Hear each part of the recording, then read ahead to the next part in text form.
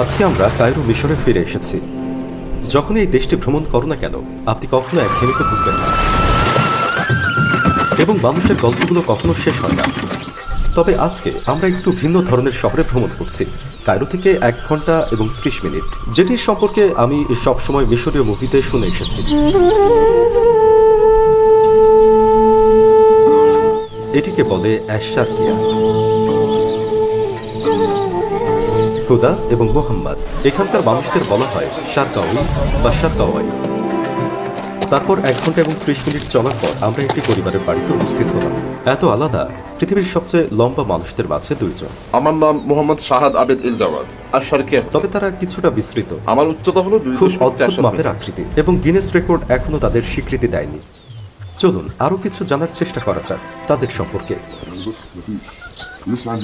এবং আমি যখন তুমি এখানে সেখানে যাই আমি দাঁড়াতে পারি পারো না? হ্যাঁ, আমি